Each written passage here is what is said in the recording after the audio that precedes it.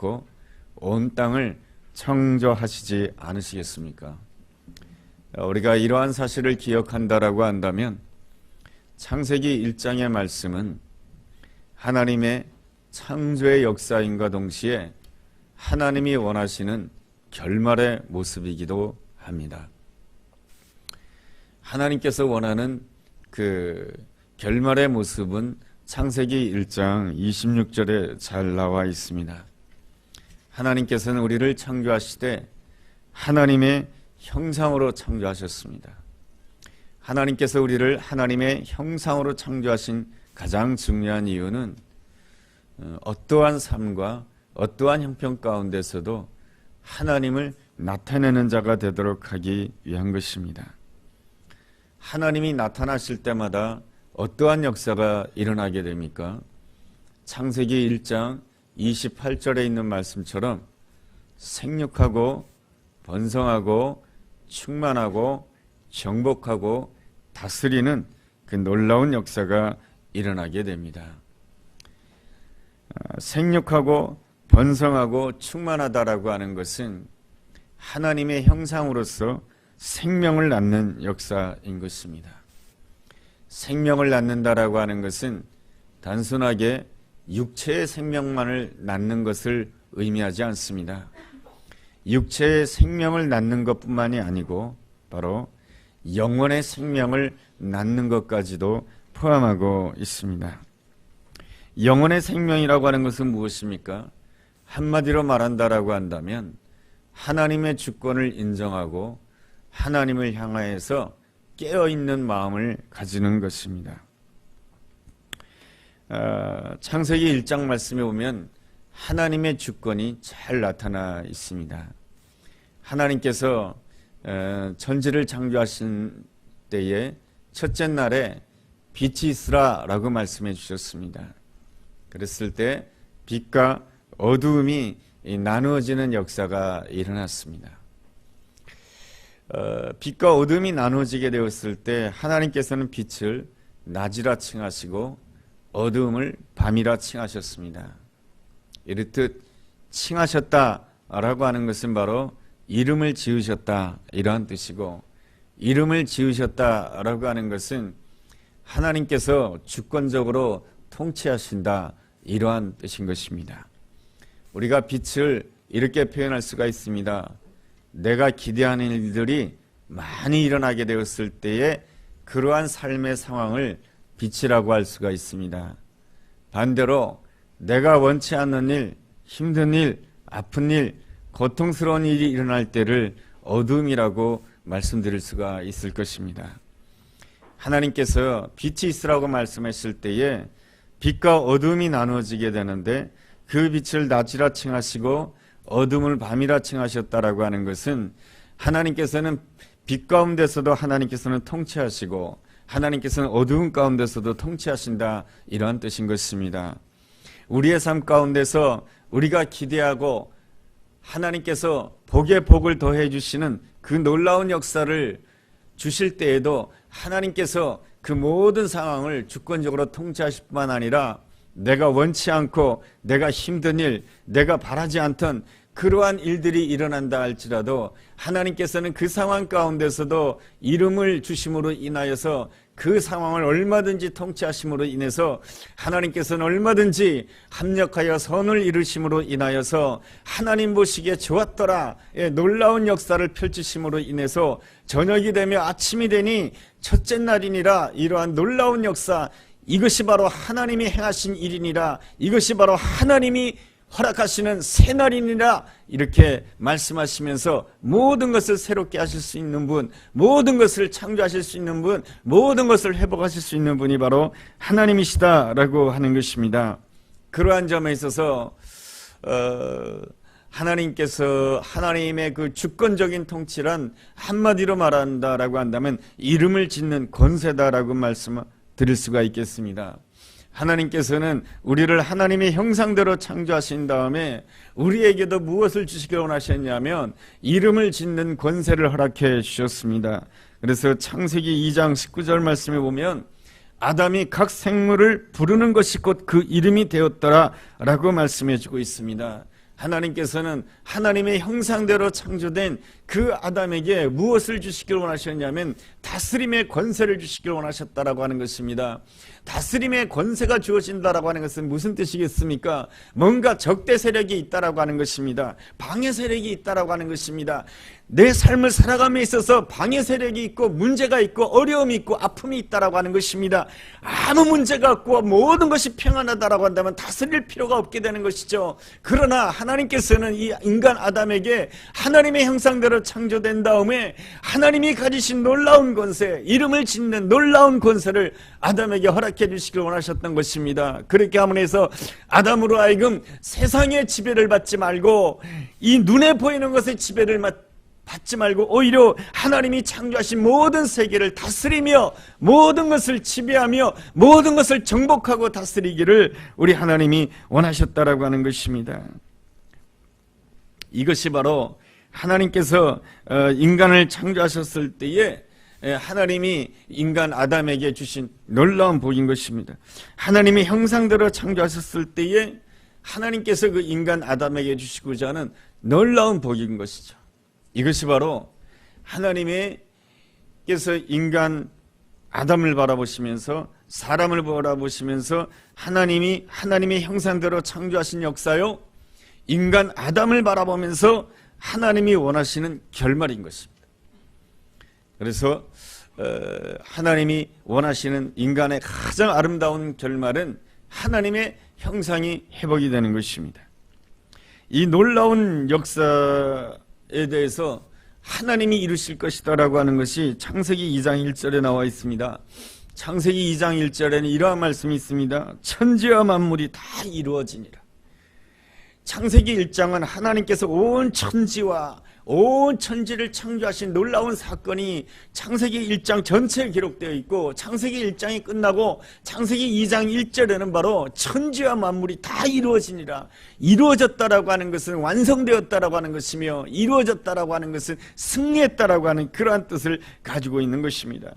하나님께서는 이미 이 세상에 적대 세력이 있지만은 하나님께서는 인간 아담을 창조하시면서 그 인간 아담에게 하나님의 형상이 온전히 완성되기를 간절히 원하셨고, 또 그러기를 하나님이 이미 작정하셨다라고 하는 것입니다. 그렇게 하신 데에는 하나님께서는 인간을 창조하실 때에 인간에게 선택할 의지를 주셨습니다.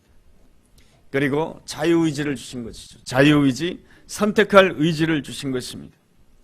그랬을 때 하나님으로서는 인간을 창조하실 때 모험인 것입니다. 인간을 창조할 때에 인간이 선택할 의지를 가지고 자유의지를 가지고 있다라고 한다면 그 자유의지를 가지고 정말로 하나님을 사랑하고 그 자유의지를 가지고 하나님을 주인으로 삼으며 하나님을 잘 섬길 수 있을 것인가? 이것은 바로 하나님께서 인간을 창조하셨을 때에 하나님의 그 모험인 것입니다. 그렇지만은 창세기 3장에 보면은 인간 아담과 하와가 하나님의 주권을 부정하게 됩니다. 그리고 하나님을 떠나서 자기 힘으로 살려고 합니다. 자기 스스로 주인이 되어서 살려고 합니다. 이것이 바로 무엇이냐? 선악을 알게 하는 나무의 열매를 먹는 행위인 것입니다. 하나님께서는 그 인간의 불순종까지 내다보신 것입니다. 인간의 그 불순종까지 내다보시면서 이렇게 선포하고 있는 것이죠. 천지와 만물이 다 이루어지니라. 하나님께서는 그 인간의 불순종까지 바라보면서 하나님께서는 완성될 것을 꿈꾸시고, 인간의 불순종을 바라보면서도 하나님께서 모든 것을 다 승리할 것을 하나님께서는 바라보신 것입니다. 이 승리를 바라보시는 거기에는 바로 하나님의 사랑이 있는 것이죠. 너희들이 온전히 하나님의 형상이 회복되도록 내가 내 모든 것을 다 주겠다라고 하는 것이 바로 하나님 아버지의 마음인 것입니다. 마치 이러한 것이죠.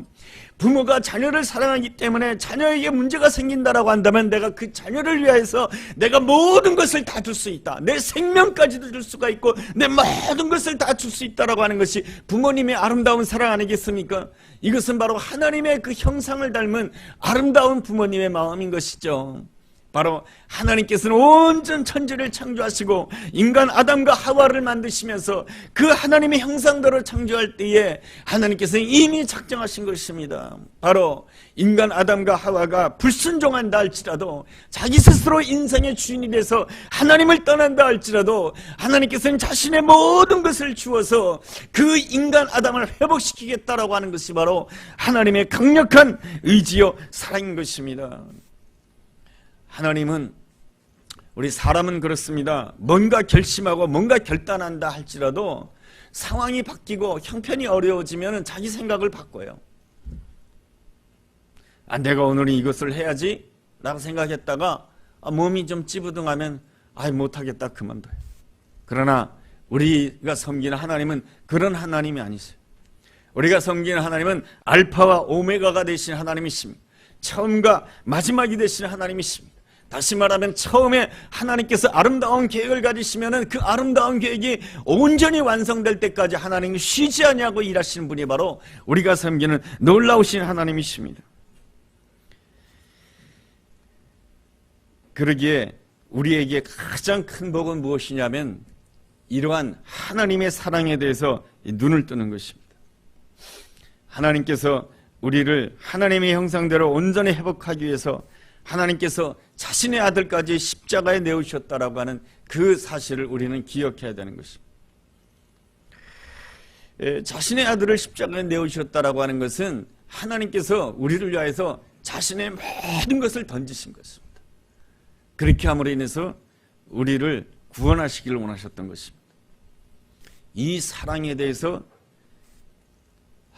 이것이 하나님의 사랑이구나, 십자가를 바라보면서 이게 하나님의 사랑이구나, 그런 것을 깨닫는 그 순간 그 인생은 바로 창세기의 삶이 되는 것입니다. 창세기의 삶이 되었을 때 우리 삶에는 어떤 역사가 일어나게 되냐면 더 이상 세상의 욕심과 그리고 세상의 유혹에 대해서 더 이상 마음을 쓰지 아니하고 하나님께서 주신 새로운 목표를 향하여 나아가는 출애굽기의 삶이 되는 것입니다. 이 삶을 온전히 감당하기 위하여서 우리에게 반드시 주어져야 될 숙제가 있는데, 눈이 오나 비가 오나 날씨가 좋으나 좋지 않으나 상관없이 하나님을 기뻐하고 즐거워하며 하나님 앞에 하나님께 예배드리는 그 마음을 가져야 되는 것입니다. 이것이 바로 레이기의 삶인 것입니다. 이 레이기의 삶을 온전히 누리기 위해서는 우리가 시편 2편 7절에 나와 있는 그 말씀을 온전히 받아들여야 됩니다. 시편 2편 7절에 이러한 말씀이 있습니다. 너는 내 아들이라, 오늘 내가 너를 낳았도다. 너는 내 아들이다. 너는 내 아들이다. 너는 내 딸이다. 이 음성이 내 가슴 속에 들려져야 됩니다. 여러분들이 기도를 할 때에 어디까지 기도해야 되냐면 십자가를 바라보면서 너는 내 아들이다. 너는 내 딸이다. 내가 너를 낳기 위해서 이렇게 십자가까지 졌다 라고 하는 이 사실에 대해서 감격적으로 감사하는 마음을 가져야 내 안에 내 삶이 레이기의 삶이 되는 것이고, 레이기의 삶이 되었을 때에 하나님과 동행하는 사도행전의 놀라운 역사로 나갈 수가 있게 되는 것입니다. 오래전에 미국의 한 초등학교에서 있었던 일입니다. 아이는 태어나면서 입술이 삐뚤어져서 태어났습니다. 그러다 보니까 이 아이가 초등학교에 입학해서 아이가 말을 할 때마다 입술이 모양이 이상해지는 것입니다. 그리고 아이가 웃을 때마다 웃는 얼굴은 굉장히 좋은데 그 웃을 때마다 삐뚤어진 입술로 웃으니까 아이들이 보기에 너무너무 이상해 보이는 것입니다. 그러다 보니까 아이들이 이 입술이 삐뚤어진 아이를 늘 놀려댔습니다. 그리고 어느 누구도 입술이 삐뚤어진 이 아이와 함께 하려고 하지 않았습니다. 이 아이는 반에서 늘 외톨이로 지내게 되었던 것입니다. 그런데 어느 날 학교에서 무엇이 있었냐면 청각을 테스트하는 시간이 있었습니다. 요즘에는 병원에 가서 청각을 테스트하지만은 그 옛날에는 그냥 이렇게 구식으로 청각을 테스트했던 것 같습니다. 어떻게 청각을 테스트하느냐? 선생님이 아이 귀 속에다가 다른 사람이 들리지 않을 정도로 속닥속닥 말을 해줍니다. 그러면 그 아이가 그 반 친구들 앞에서 선생님이 말해준 그대로 이렇게 소리를 치는 것입니다.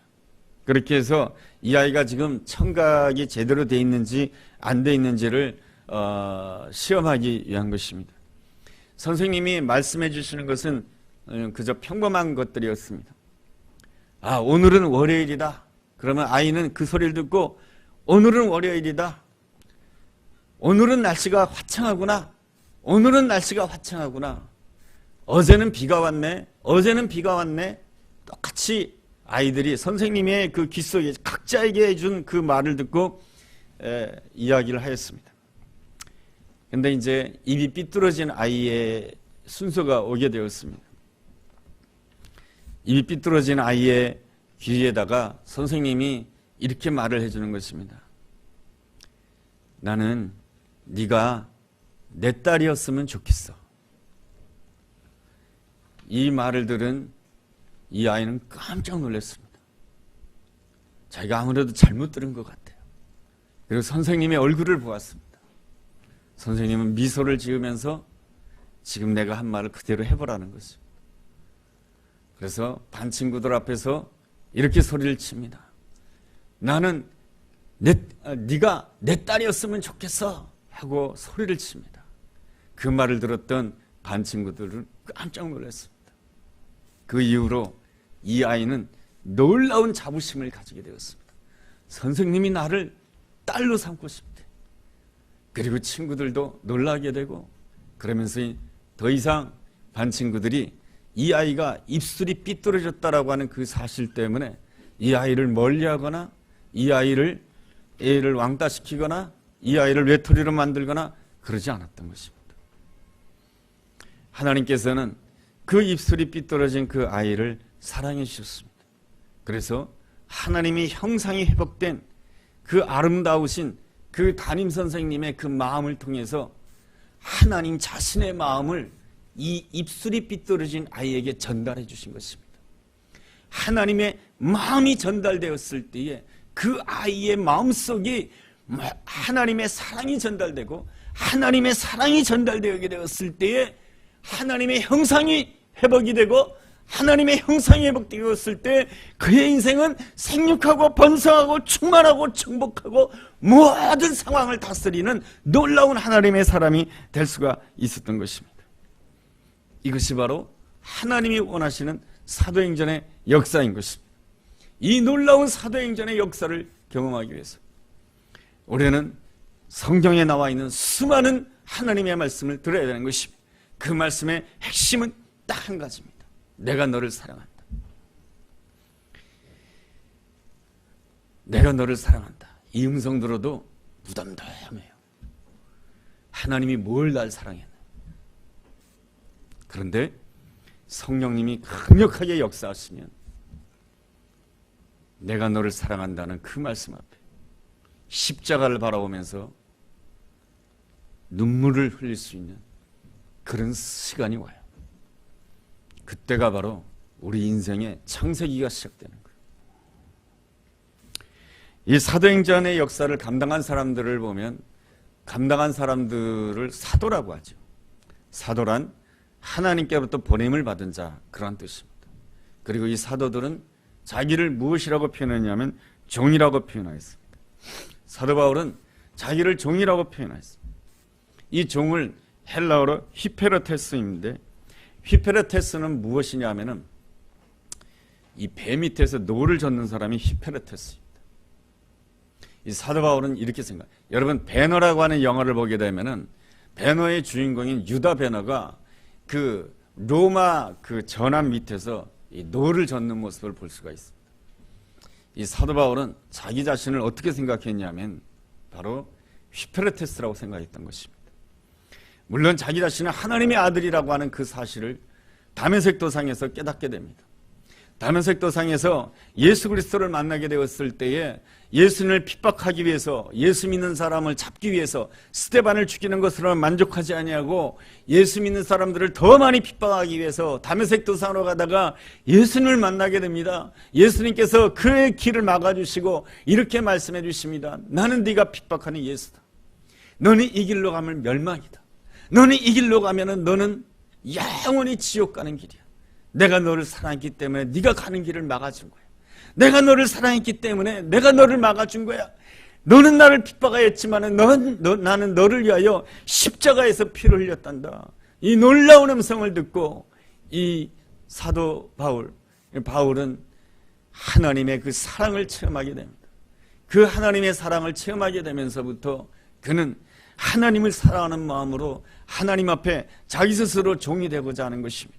이 종이라고 하는 표현이 바로 휘페레테스인 것이죠. 바로 예수님이 내 인생의 배에 선장이 되어주시고 그리고 성령님께서 북을 쳐주시는 것입니다.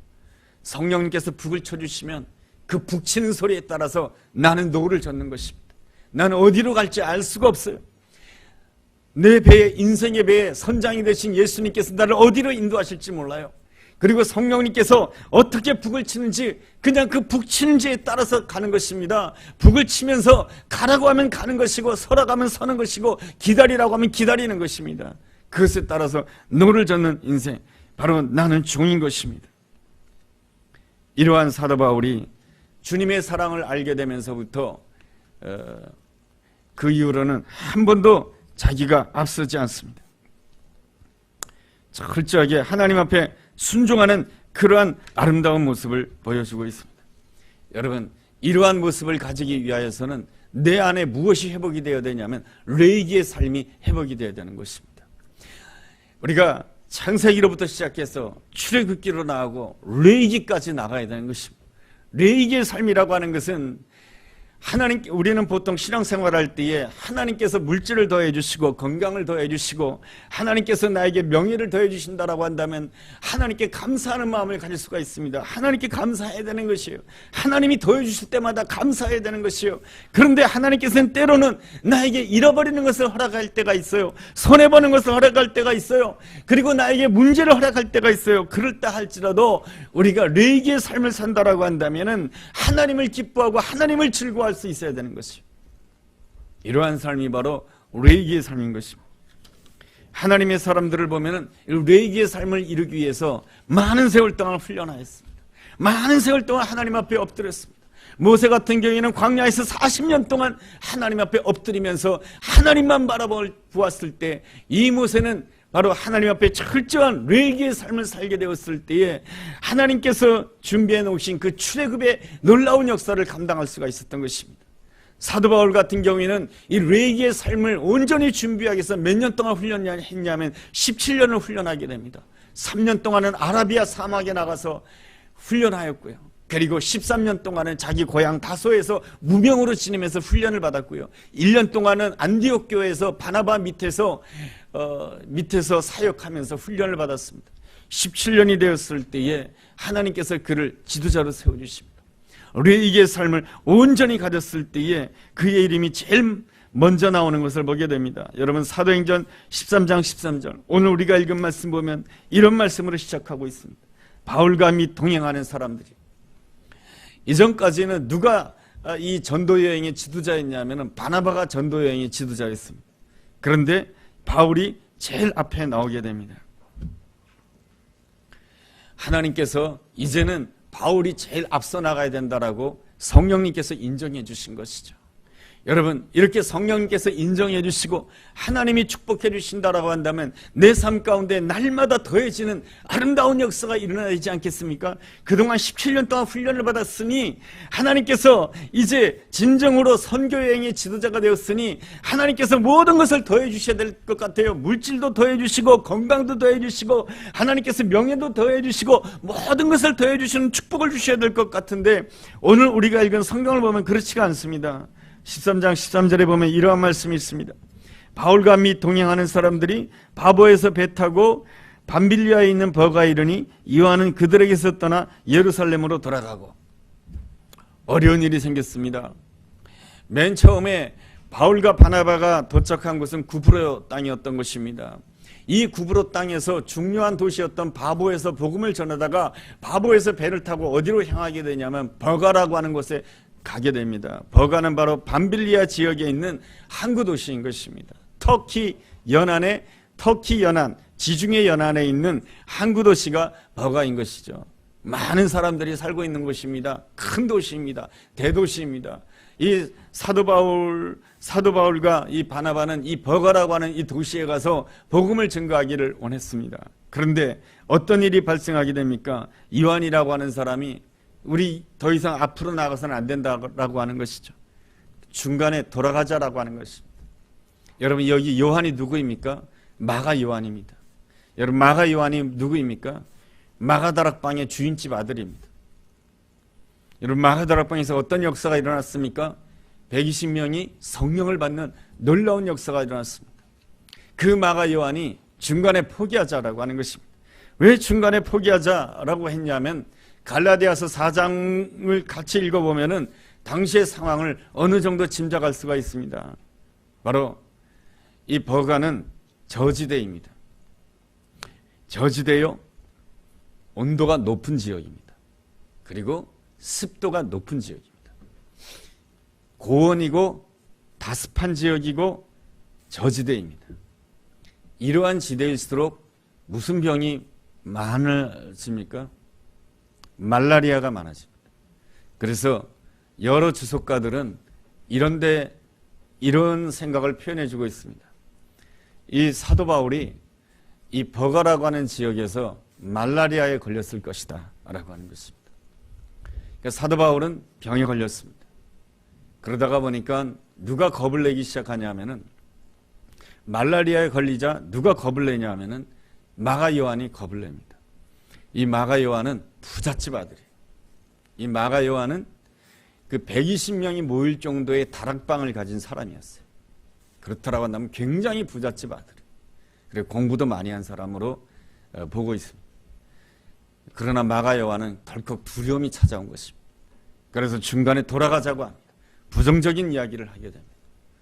그러나 사도 바울은 그렇게 하지 않습니다. 여러분, 14절에 이러한 말씀이 있습니다. 그들은 버가에서 더 나아갔다라고 표현하고 있습니다. 어려움이 있을수록 하나님 앞에 더 나아갔습니다. 문제가 있을수록 더욱더 뭡니까? 선교지로 더 나아가게 됩니다. 어디로 나가게 됩니까?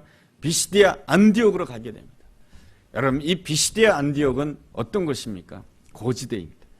예로부터 이 저지대, 고온 다습한 지역에서 풍토병에 걸리게 되면 이 병을 치유하기 위해서는 어디로 가야 되냐면은 그것과 반대되는 지역으로 가야 된다라고 생각하였습니다. 그러면 고온 다습하고 저지대인 곳에서 풍토병에 걸렸다라고 한다면 반대 지역이 어디입니까? 고지대입니다. 그리고 선선한 지역입니다. 그리고 건조한 지역입니다. 여러분, 고지대요, 선선한 기후요, 또한 건조한 지역이 어디냐? 바로 갈라디아 지방인 것입니다. 이 갈라디아 지방의 첫 번째 도시가 어디냐면은 비시디아 안디옥인 것이죠. 이 비시디아 안디옥은 수리아 안디옥과 다른 것입니다. 이 비시디아 안디옥은 터키 지방에 있는 안디옥이라고 하는 도시고, 수리아에 있는 안디옥은 시리아 지방에 있는 안디옥입니다. 안디옥 교회는 수리아에 있는 안디옥입니다. 근데 왜 이렇게 안디옥이 많은가라고 여러분들이 궁금해할 수가 있는데, 안디옥이라고 하는 것은 안티오코스라고 하는 그 이름에서 나온 이름인 것입니다. 안티오코스라고 하는 사람은 누구입니까? 바로 헬라 제국의 황제 이름 가운데 한 사람입니다. 그러니까 조금 더 설명을 드리면, 알렉산더 대왕이 죽은 다음에 셀루쿠스라고 하는 장군이 있습니다. 그 장군이 시리아 제국을 기반으로 해서 분할 통치를 하게 됩니다. 그리고 셀루쿠스 왕족 가운데 어떤 이름을 가진 왕들이 많이 나오냐면 안티오코스라고 하는 이름을 가진 왕들이 많이 나옵니다. 그래서 안티오코스, 이 안디옥은 안티오코스를 타는 거예요. 그러니까 자기 이름을 본따서 그 도시 이름을 정한 것이죠. 그래서 시리아에도 안디옥이 있고 그 터키 지방의 비시디아에도 안디옥이 있는 것입니다. 이 비시디아 안디옥은 갈라디아 지방, 갈라디아는 좀 더 넓은 의미의 지역을 말하는 것입니다. 그 갈라디아 지방의 첫 번째 도시로 비시디아 안디옥에 이르게 되는 것이죠. 그 갈라디아 지방, 그 비시디아 안디옥에 이르기 위해서는 바로 타우루스 산맥을 넘어야 됩니다. 이 타우루스 산맥은 해발 3,000m입니다. 해발 3,000m라고 한다면 높은 지대에 올라가는 것이죠. 높은 지대에 올라가니까 기온이 어떻습니까? 선선하죠. 높은 지대니까 무엇이 적으냐 하면은 이 습기가 적은 거예요. 그래가지고 건조한 지역이 되는. 그래서 사도 바울은 하나님께서 나에게 이 고온다습한 지역에서 말랄리아 병에 걸리게 하신 데에는 하나님께서 나로 하여금 이 버가 지역보다도 이 고지대에서 저 갈라디아 지방에서 복음을 전하라고 하는 그러한 뜻으로 하나님 앞에서 해석을 한 것입니다. 여기서 멈출 것이 아니라 더 나아가야 된다라고 하는 것이죠. 그래서 해발 3,000m인 그 타우루스 산맥을 넘어서 비시디아 안디옥에 이르게 됩니다. 비시디아 안디옥은 해발 1200m 정도 되는 그러한 고지대의 그러한 도시인 것이죠. 근데 그곳에 가게 되었을 때 놀랍게도 갈라디아서 4장을 읽어본다라고 한다면 갈라디아 지방 사람들이 이 바울과 이 바나바를 아주 환영을 해주었던 것입니다. 그래서 그곳에서 놀라운 부흥의 역사가 일어나게 됩니다. 놀라운 부흥의 역사만 일어날 뿐만 아니라 여러분 우리가 잘 알고 있는 대로 성경에는 갈라디아서라고 하는 것이 있습니다. 사도 바울은 이 갈라디아 지방을 향해서 편지를 쓰게 되었는데 이 편지, 이 갈라디아서는 로마서와 함께 너무너무 중요한 서신으로 우리에게 전해지고 있습니다. 마틴 루터가 종교개혁을 일으킬 때에 가장 영향을 많이 받은 말씀이 무엇이냐면 로마서 말씀이요 갈라디아서 말씀인 것입니다. 이 모든 사실이 어떻게 이루어진 것입니까? 사도 바울이 다 계획해서 이루어진 것입니까? 그렇지 않습니다. 하나님께서 계획하셨던 것이죠. 하나님께서 이끌으신 것입니다. 하나님께서 이 사도 바울의 인생의 배에 선장이 되어주시고 성령님께서 이 사도 바울을 향해서 북을 쳐주신 것입니다. 그래서 이 사도 바울은 날마다 하나님 앞에 기도하면서 성령님께서 북치는 그 소리를 들으면서 가라고 할 때는 가는 것이고 서라고 하면 서는 것이고 더 나아가라고 하면 더 나아가는 것이고 기다리라고 하면 기다리는 것입니다. 이것이 바로 사도 바울이 철저한 례기적인 그러한 삶으로 인해서 그가 사도행전을 기록할 수 있어 사도행전에 놀라운 하나님의 사람이 될 수 있었던 가장 중요한 것입니다. 그의 인생은 한마디로 말한다라고 한다면 되어져가는 인생인 것입니다. 여러분 사도 바울이 자기가 하나님을 위해서 아름답게 쓰여질 인생이라고 그렇게 생각하지 않았습니다. 자기 자신이 성경의 신약성경 가운데 13권을 기록할 정도로 서신서를 쓰는 그런 사람이 될 것이라고 하는 것은 이 사도 바울이 꿈에도 생각하지 않았습니다. 이 모든 일들은 다 하나님의 은혜로 된 것입니다. 그가 다메섹 도상을 달릴 때에 하나님께서 은혜로 그를 막아주셨습니다. 하나님께서 그를 은혜로 17년 동안 훈련시켰습니다. 하나님께서는 모든 것을 은혜로 하나님께서 그를 인도하신다라고 하는 것을 깨닫게 되었을 때 그는 항상 고백합니다. 나의 나 된 것은 하나님의 은혜인 것입니다. 오늘 이 상황 속에서 내가 풍토병에 걸리고 내가 말라리아에 걸리고 내가 어려운 가운데 걸렸지만은 이 상황도 하나님께서 허락하신 모든 삶인 것입니다. 내 인생은 하나님의 역사로 말미암아 되어져가는 인생입니다. 하나님께서 역사하심으로 인해서 내 인생은 이렇게 되어졌으니 이 되어진 이 자리에서 하나님이 앞으로 이루실 것에 대해서 또 내가 되어져가는 인생이 되기를 원합니다. 그 마음을 가지고 14절에 있는 말씀처럼 더 나아갔던 것입니다. 더 나아가게 되었을 때 그는 갈라디아서를 기록하는 사람이 되고 그리고 마틴 루터에 영향을 끼치는 사람이 되고 그는 성경 가운데 13권을 기록하는 놀라운 하나님의 사람이 될 수가 있었던 것입니다. 이 모든 이유가 무엇입니까? 하나님이 지금 일하시고 있기 때문에 그런 것입니다. 우리는 오늘 어떤 형편 가운데 있다 할지라도 우리는 기억해야 되는 것입니다. 하나님이 일하신다라고 하는 것을 기억해야 되는 것입니다. 그리고 하나님을 기대해야 되는 것입니다. 하나님을 기대하는 사람은 기도하는 사람이에요. 기도 없이는 절대로 여러분 성령님께서 북치는 소리를 못 들어요. 성령님께서 예수님께서 우리 인생의 배의 선장이 되어주시고 성령님께서 북치는 소리를 듣게 되었을 때 이 사도 바울은 더 나아가는 자가 되는 것입니다. 오늘 우리의 삶 가운데 내가 원치 않는 일을 경험할 수가 있어요. 하나님께서 내가 하나님을 섬긴다라고 한다면, 주님의 일을 한다라고 한다면 하나님께서 날마다 나에게 더해 주셔야 될 것 같아요. 건강도 더해 주셔야 되고 물질도 더해 주셔야 되고 모든 것을 더해 주셔야 될 것 같아요. 그런데 하나님께서는 때때로 나의 삶 가운데 빼버릴 때가 있어요. 건강을 빼버릴 때가 있고 물질을 빼버릴 때가 있고 여러 가지 어려움으로 내 문제 가운데 손해를 허락하실 때가 있어요. 여러분, 그렇다 할지라도 우리 하나님은 어떠한 하나님이십니까? 주권적인 하나님이십니다. 주권적으로 통치하시는 하나님이십니다. 하나님께서는 빛 가운데서도 통치하시는 하나님이시지만 어두운 가운데서도 통치하시는 하나님이십니다. 빛 가운데서도 하나님 보시기에 좋았더라의 역사를 만들어내시는 하나님이시지만 어두운 가운데서도 얼마든지 하나님께서는 하나님 보시기에 좋았더라의 아름다운 역사를 펼칠 수 있는 놀라우신 하나님이십니다. 우리가 하나님의 형상대로 창조된 존재라고 한다면 하나님께서는 이미 나에게 다스림의 권세를 허락해 주신 것입니다. 내 앞에 빛이 있든지 내 앞에 어두움이 있든지 이 모든 것들을 하나님의 주권적인 통치를 받아서 이 모든 것을 다스리기를 원합니다. 그랬을 때 우리는 하나님의 뜻에 따라 앞으로 더 나아가는 삶을 살 수가 있고 앞으로 더 나아가게 되었을 때 내 생각과는 다른 하나님께서 준비해 놓으신 놀라운 삶으로 되어져 갈 줄로 믿습니다. 저는 우리 함께 가는 교회도 되어져 갈 줄로 믿습니다. 그래서 저는 기도하고 있습니다. 저는 날마다 하나님 앞에 기도하고 있습니다. 제가 잠깐 자랑하는 것이 아니고 제가 지난주에도 이번 주에도 일이 없으면 제가 하는 일이 있습니다. 그냥 기도하는 것입니다. 아침에 일어나서 교회 나와서 기도하고 밥을 먹고 또 기도하고 밥 먹고 또 기도하고 자 11시에 집에 들어갑니다.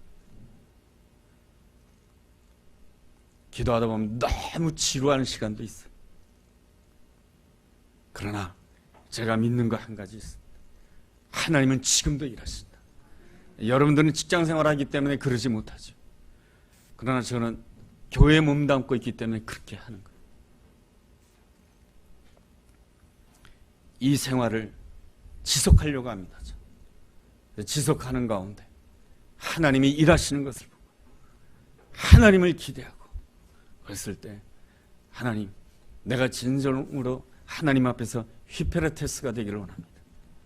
내가 하나님의 종이 되기를 원합니다. 하나님께서 내 인생에 우리 함께 가는 교회에 선장이 되어주시고 성령님께서 우리 교회를 향해서 저를 향해서 북을 쳐주세요. 제가 북 치는 소리 잘 듣고 앞으로 가라고 하면 열심히 노를 젓고 기다리라고 하면 기다리고 서라고 하면 서고 그렇게 하겠습니다. 그럴 때 나의 삶도 함께 가는 교회도 여러분의 삶도 하나님의 은혜로 되어져 갈 줄로 믿습니다. 여러분, 우리는 다 내가 만들려고 해요. 내가 내 자녀를 만들려고 하고 내가 내 가족을 만들려고 하고 내가 교회를 만들려고 해요. 그것은 내가 다 하는 거예요. 그러나 내가 할 수 있는 것은 사실은 아무것도 없어요. 진실로 여러분의 삶 가만히 생각해 보십시오. 내가 열심히 노력해서 가지고 온 것입니까? 그렇지 않아요. 우리 삶도 되어져 가는 인생이에요. 제가 공부할 수 있었던 것도 내가 공부 열심히 해야지 해서 공부한 게 아니에요. 없는 가운데서도 공부할 수 있도록 하나님께서 만들어 주셨어요. 어려운 가운데서도 어머니를 통해서 물질을 주셨어요. 이 모든 것이 되어져 가는 거예요. 하나님께서 오늘 이 자리에 온 것도 하나님의 은혜로 되어져 온 자리예요. 이 자리에서 하나님께서 오늘 우리에게 주시는 말씀이 있어요. 더 나아가라. 하나님께 더 나아가라. 더 나아가라. 되어져 있는 자리에서 주저앉지 말고 더 나아가라. 그러면 거기에 무엇이 있습니까? 타우루스 산맥을 오르는 어려움이 있지만 거기는 어디 있습니까? 갈라디아 지방에 있는 거예요. 이 갈라디아 지방은 이제 성경을 보면은 갈라디아 지방에서 사도 바울이 사역하는 일들이 사도행전에 나오는데 이 갈라디아 지방에서 놀라운 부흥의 역사가 일어나게 됩니다. 하나님께서 나를 막으실 때는 하나님께서는 또한 다른 차원으로 나를 축복하시려고 하는 하나님의 귀한 뜻이 있습니다. 내 인생은 내가 만드는 것이 아닙니다. 내 인생은 되어져 가는 것입니다. 여러분, 내가 열심히 해도요, 오늘 밤에 하나님이 날 데려가시면 아무것도 아니에요. 되어져 가는 인생, 거기에 순종할 때 하나님께서 예비해 놓으신 부활의 영광이 또 우리 삶 가운데 되어져 가는 모습으로 나타나게 될 줄로 믿습니다. 이 시간 우리 함께 기도하는 시간을 가지겠습니다.